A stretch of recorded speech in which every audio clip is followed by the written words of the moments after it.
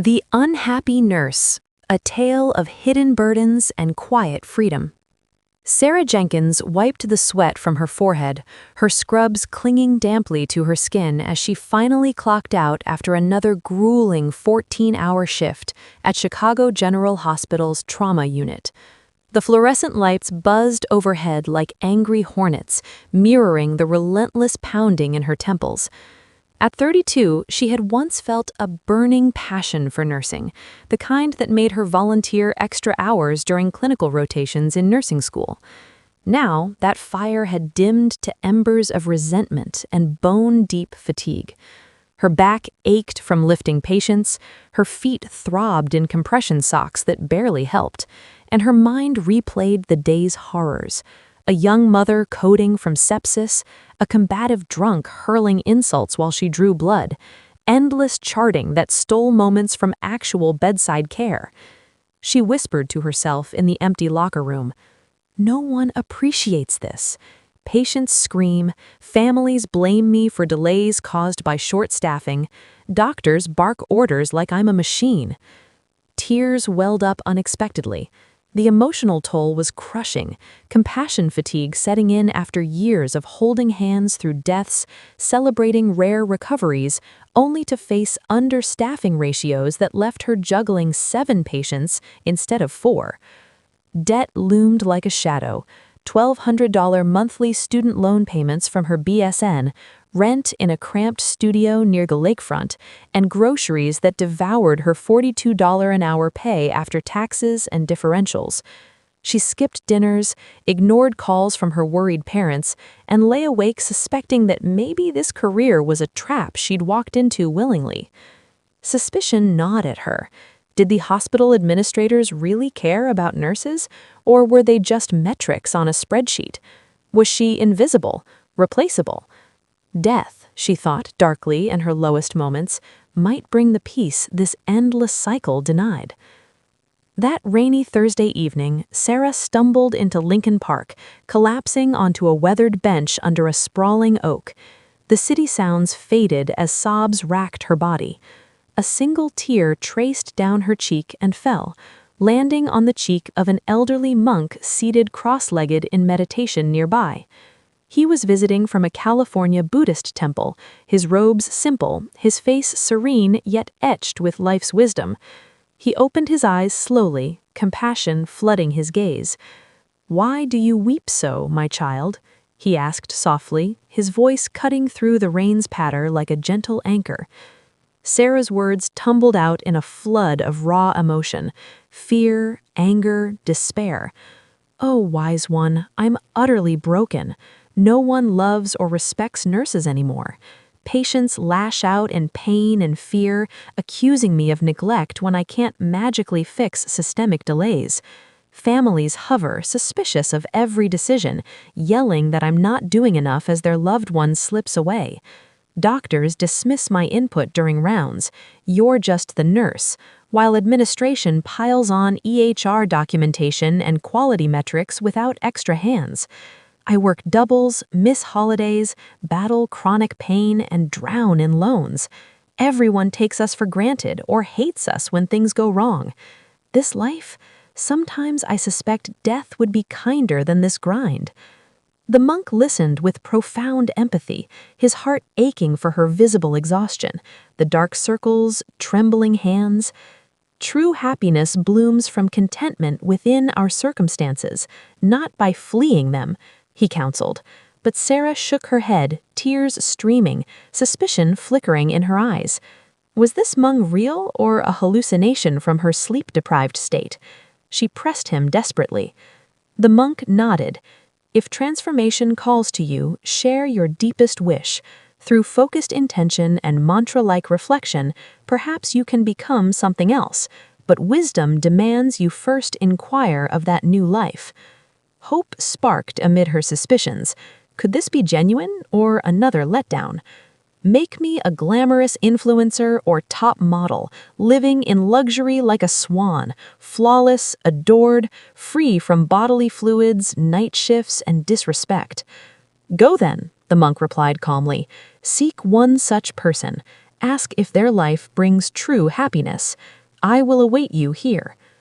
Doubt lingered as Sarah booked a last-minute flight to Los Angeles using her PTO. Airport security lines stretched endlessly, heightening her anxiety. What if the monk was a scam artist preying on the desperate? Turbulence rattled the plane, mirroring her inner turmoil. Landing in LAX, she navigated crowds, her nurse's instincts on high alert for suspicious characters in the bustling terminal. She met Elena Vargas, a stunning influencer with porcelain skin and millions of followers, at an upscale Beverly Hills cafe. Elena's filtered life screamed perfection: sponsored yachts, designer wardrobes, adoring comments flooding her posts. Sarah approached, her voice quivering with envy and emotion. "You're beautiful as fresh milk-white snow, Elena. Fans worship you.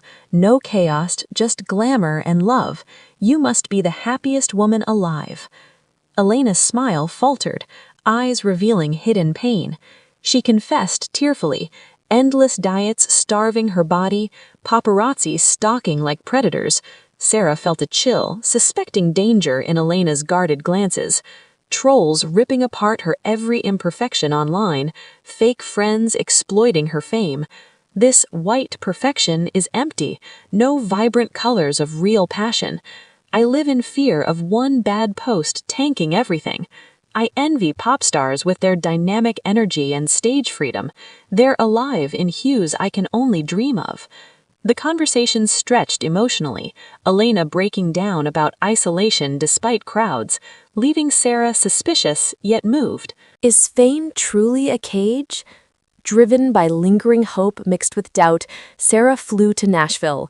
A suspicious Uber driver took a wrong turn, spiking her adrenaline as she gripped her pepper spray, heart racing until corrected.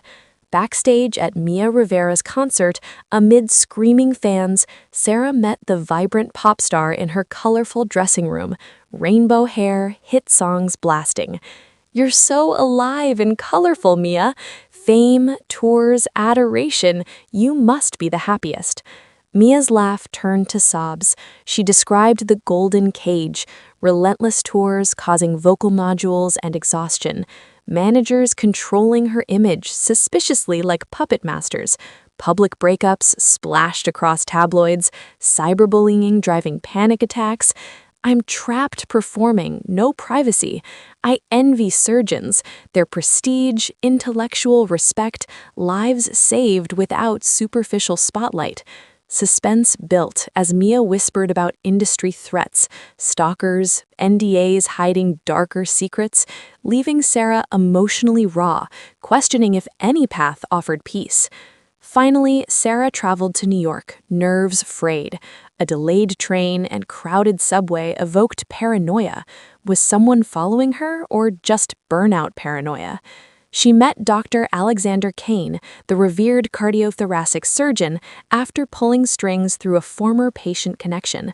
His OR drew crowds metaphorically, prestige palpable. "Doctor, you're admired beyond measure. Patients travel worldwide for you. You must be the happiest." Dr. Kane's facade cracked emotionally in his dimly lit office, charts piled like accusations. He detailed 80-hour weeks, malpractice suits lurking like shadows. One recent case nearly broke him, suspicions of hospital cover-ups, defensive medicine from fear, family life crumbling. "I'm caged by liability, every decision scrutinized, outcomes blamed solely on me." Nurses, though, especially travel ones, roam freely, choosing assignments nationwide, premium pay, variety without permanent entrapment or fame's glare. No one captures them in one role's pressures. They deliver care with mobility and less ultimate blame. His voice trembled with regret. Returning to Chicago amid stormy weather that delayed her flight, hours of suspenseful waiting, fearing she'd miss the monk, she found him still there. Gratitude overwhelmed her for the first time. "Wise one, I see now. And content as a nurse, the comparisons stole my joy, but each path hides burdens." The monk smiled. Sarah reflected deeply. Her role offered profound meaning, saving lives daily, travel nursing flexibility, high pay in crisis spots, exploring cities like Denver or Miami without long-term chains, job security amid shortages. Yet challenges persisted, but acceptance broke the unhappiness cycle. She vowed mindfulness, advocacy for staffing, cherishing patient thanks amid the grind. Expanded to emphasize emotions, despair, hope, tears, joy, and suspense, travel dangers, doubts about monk or reality, suspicious encounters, hidden secrets revealed gradually.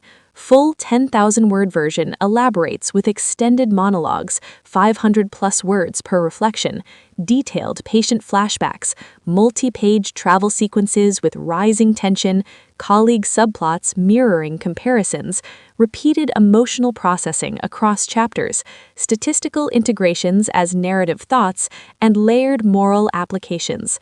This core mirrors the fable's structure, while amplifying requested elements for depth and engagement.